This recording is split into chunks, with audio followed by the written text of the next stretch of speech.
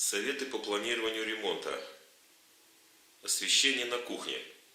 Видите, пришлось смещать освещение немного в сторону. И у нас виден кабель. По-другому никак не получалось. Когда я планировал, немного не рассчитал расположение кухонной мебели. Четко планируйте расположение кухонной мебели, размеры, где будет находиться и где будет находиться обеденный стол. И от него уже планируйте освещение. Лучше штробить потолок и прокладывать кабель заранее, чем это делать потом. Я не стал штробить и немного его завел в сторону. В глаза он не бросается, вот я вам просто показываю. Это первое. Следующее. Планируйте, как будете устанавливать дверь. То есть, если у вас будет соединение плитки с ламинатом или двух разных ламинатов, планируйте заранее, как будете располагать планку. В моем случае получилась небольшая щель. То есть, я изначально рассчитывал на одни двери, потом были куплены другие двери.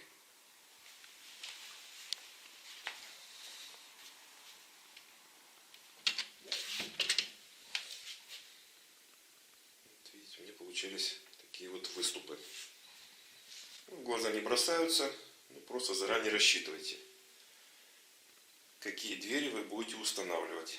И от этого уже рассчитывайте, как вы будете соединять ламинат с ламинатом и плитку с плиткой.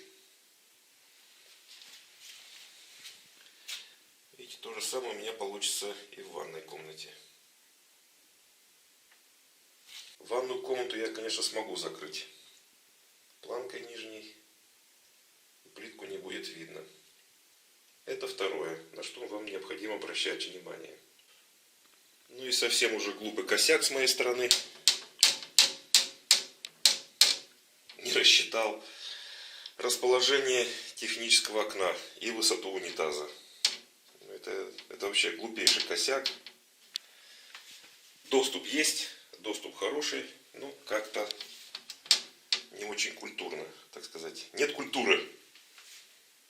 Хотя можно было приподнять, конечно, и повыше.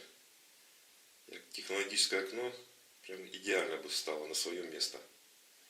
Что сверху, что снизу.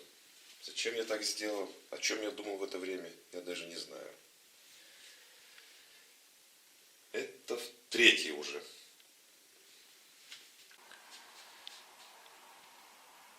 Еще одна ошибка. Заранее не была запланирована розетка для кондиционера. И в летнее время приходится вешать удлинитель. Я, конечно, со временем что-нибудь придумаю, но пока это достаточно очень некрасиво, особенно в летнее время. Удлинитель, провод по стене. Планируйте всю электропроводку заранее. И расскажу, в чем я угадал. Я не стал делать подвесной потолок. И угадал. Было подтекание, этаж последний, самый верхний, и было с крыши подтекание. Где-то там, не знаю, вентиляционная шахта, не знаю от чего, не вдавался в подробности. Управляющая компания течь устранила, следы остались. Здесь была сплошная чернота, то есть плесень распространилась очень быстро, наверное, за 2 недели. То есть сырость, плесень. Сейчас я жду лета, все просохнет и буду реставрировать.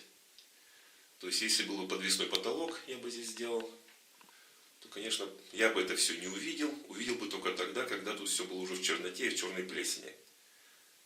То есть, в этом случае я очень сильно угадал, что не стал делать подвесной потолок. Ну, практически и все. Всех благодарю за внимание. Обращайте внимание и не допускайте мои ошибки.